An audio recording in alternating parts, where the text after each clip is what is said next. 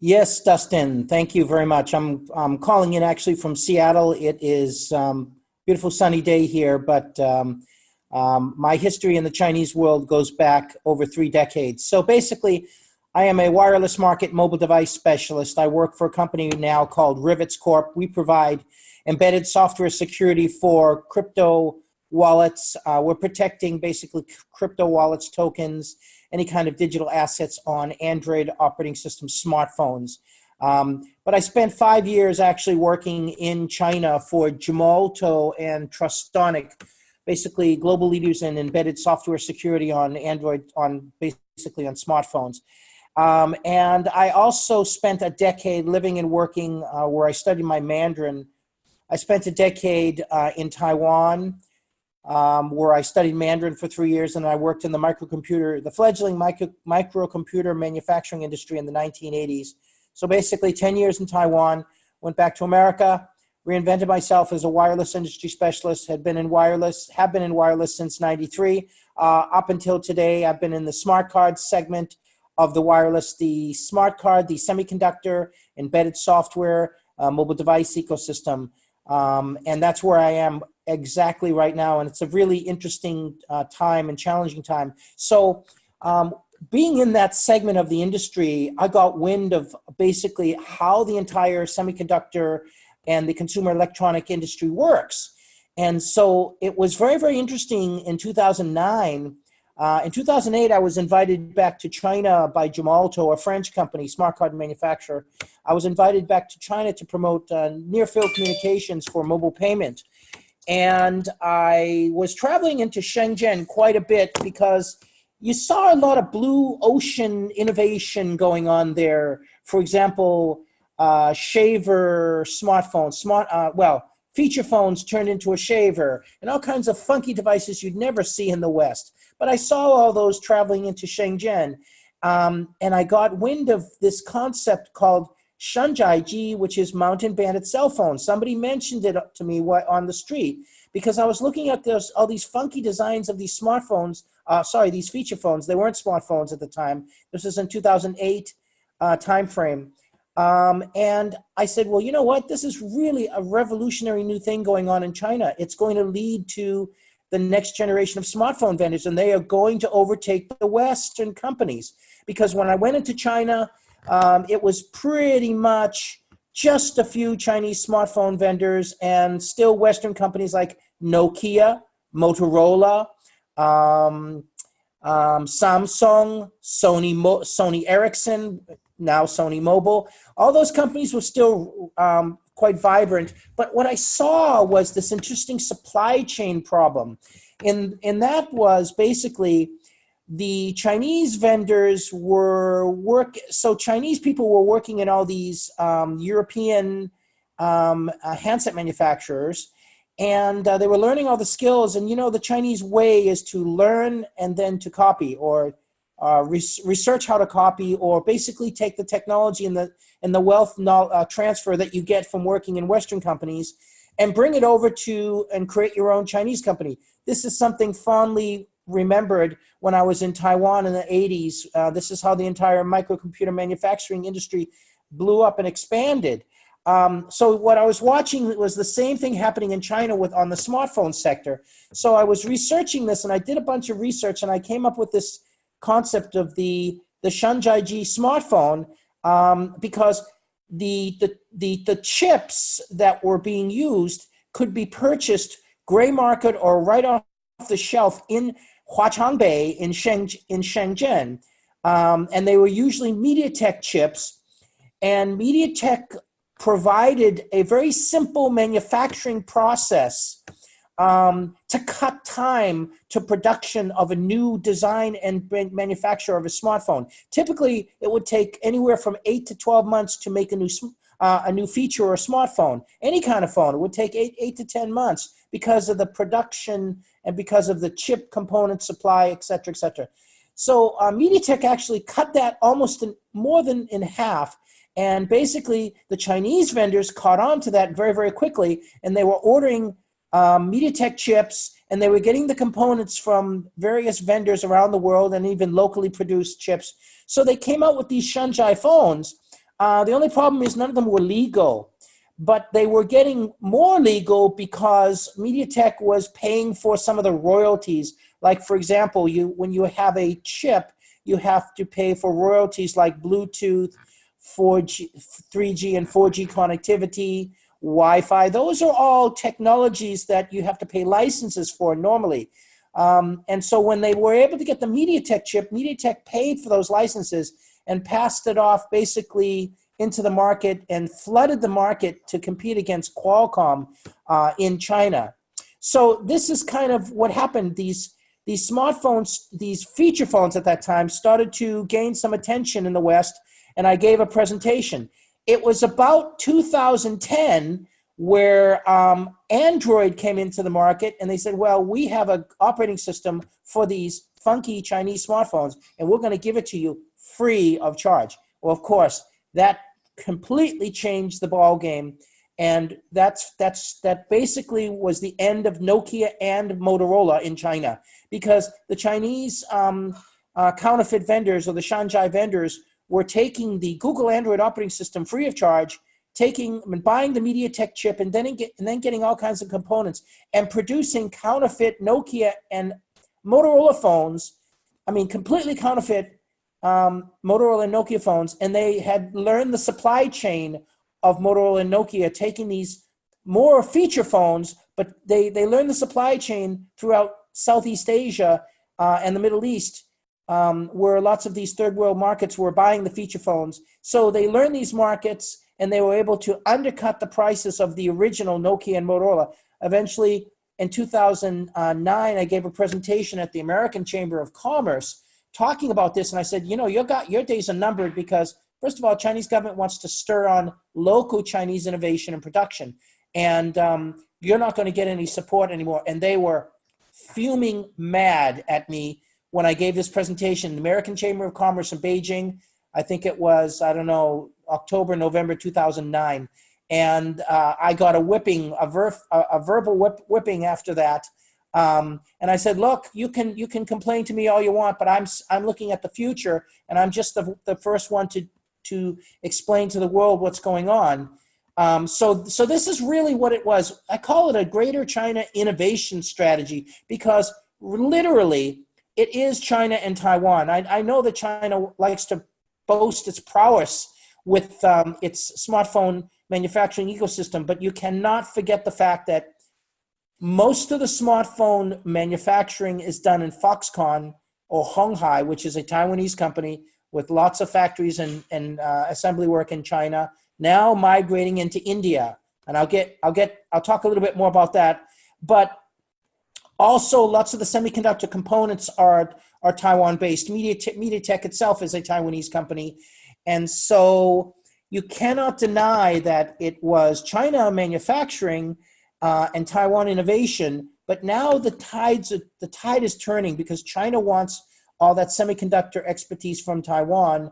And so what they're doing is actually hiring lots of Taiwan labor to go work in China. And the economy in Taiwan has not been doing so well. So lots of Taiwanese people, young engineering people, will go to China to find future employment. So this is what I see going on now. Now, what's happened is, because I spent 5 years in China and I travel into China every month, Beijing, Shanghai, and even Shenzhen, these are very expensive cities to live in. In fact, I think Beijing and Shanghai are more expensive than if you live in the suburbs of Seattle. Dustin, I don't know, where are you originally from? I'm from Chicago. Oh, well, Chicago is not cheap either, as you know. But I still think if you were to go back to Chicago, and my guess is you do go back and you load up your suitcase whenever you come back with goods from Costco and Trader Joe's. Am I correct? Yeah, some of those type of products, which now basically things are much cheaper. So China has become so expensive that even the Chinese smartphone manufacturers were starting to shift production, because the Chinese smartphone manufacturing ecosystem is incredibly cutthroat and fierce, and only the strongest survive. So what we've noticed, and what I did notice in 2015 was the transfer of assembly and light manufacturing not semiconductor, but basically assembly and manufacturing of smartphones to India. And I predicted in 2006 in Los Angeles, during the CTIA show, Los Angeles Convention Center, I predicted something called the global smartphone revolution, China, the mobile digital dragon, and India, the IT super tiger. I predicted that China and India would be America's number one and number two largest competitors in the world, in the mobile and the wireless space. And I still believe that. India isn't quite as fierce as China. But what I also predicted is Indians would have to learn Mandarin and the Chinese would have to start learning Hindi. And they would have to form really an ancient rivalry between these two countries. It's always been an ancient rivalry, but they would have to learn to cooperate with each other because of what I call the globalization of mobile technologies. And so that's what I see going on right now. The Chinese, literally, Xiaomi is the top smartphone manufacturer in India because they do a final assembly in India. So they're technically an Indian smartphone, although it is, of course, from China. And you see now migration of lots of tech companies out of China into places like Vietnam, Indonesia, Thailand, and India. I think ultimately it's a race to the bottom. Ultimately, the most hungry countries will, and with the most, with young labor forces and hungry for knowledge, thirst, and business acumen, they will migrate to the African continent. This has been my belief for a long time, and I think you can start to see it happening now because India is not that cheap anymore, and all of Asia right now is no longer cheap. And the whole problem here is 30, 40 years ago, human capital, human labor was valued because more people could assemble smartphones and more people could assemble products for you at a very cheap wage. But the problem now is you have to feed those people, you have to give them clean water, clean food, clean air, and that is a problem in very congested metropolises around Asia. Oh, sorry. The last point you made that got cut off. Could you repeat the last point you made about the problem? Yeah, the problem is that human capital was of extreme value with lots of manufacturing countries when they started to manufacture and compete with the West. And that was a virtue. They could use very cheap labor to produce and be competitive because the components are coming from all over the world, the whole global supply chain. But what's happened in the past 10, 15 years, up till this day, where Chinese smartphone vendors are outsourcing to India, Indonesia, Thailand, Malaysia, not Singapore as much, and Vietnam. Basically, right now the labor costs are high because you have to clothe them, you have to feed them.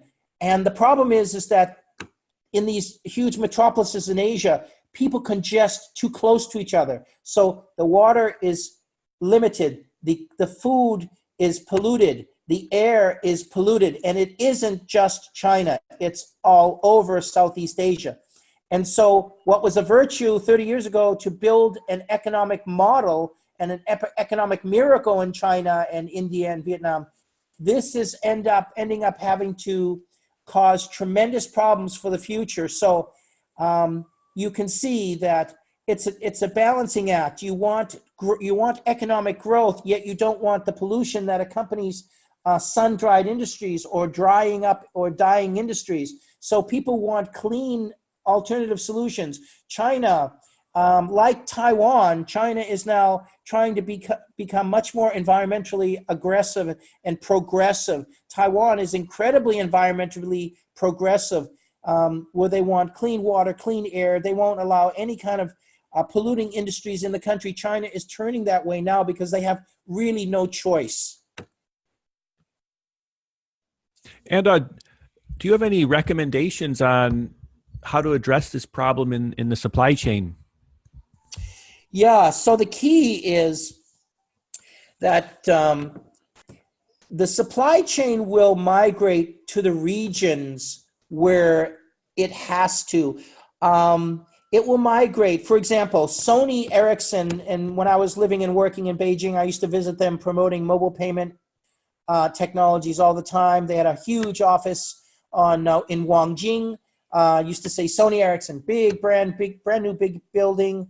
They basically sold that or rented it. They basically sold that property, and their manufacturing left China, I think a week ago or a month ago. So Sony no longer manufactures their smartphones in China. They've migrated to manufacturing them in Vietnam. Now, you would say Vietnam, why not go to India? Well, maybe Vietnam might be a better market for a company like Sony, where they're probably manufacturing other things in Vietnam already, and maybe easier for Japanese companies to navigate Vietnamese politics. I don't know, but these multinationals really don't have any set destination where they go, but they do make their decisions based on return on investment and how they expect to invest over the long term in these countries.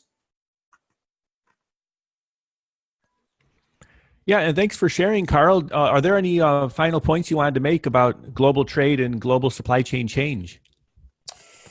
Yeah, at this point in time, there is a possibility, if Americans get on the bandwagon and realize that we as a country have let our most precious resources slip away simply because we're very narrow in our thinking, and we had a very imperialistic mindset, which is let's just outsource everything to these countries, and we don't have any way to retain the crown's jewels. And the crown's jewels in my opinion, have slipped away. For example, if you look at the semiconductor chip business right now, you would say, well, America is a leader. This is totally incorrect. This is totally incorrect. We only have one company, typically one major company in America that makes chips, and that's Intel. Everyone else is a fabless semiconductor house, as is lots of mainland Chinese companies. There still is chip manufacturing, and there still is assembly of electronic components in America, absolutely. But it's minimal compared to Asia. The actual king of the semiconductor industry is Taiwan. So you see, we have allowed our technologies to go offshore because of our mindset, which is things are done cheaper over there. I'm here to tell you that it's not any cheaper to manufacture in Asia at all. There's no competitive cost advantage to taking your products offshore to Asia. The only advantage is that the market is now there, and American talent has slipped away with these kinds of very specific requirements for manufacturing electronic components. We in America don't have a strong domestic supply chain like they have in Asia. And as a country, if we lose that, and if we lose our dominance in the semiconductor industry, it's a very, very bad thing. And this is basically a call to arms and a kick in the ass for American technology people to stop resting on your laurels and stop outsourcing things to various countries in the Far East just because it seems cheaper and you have a short-term mindset.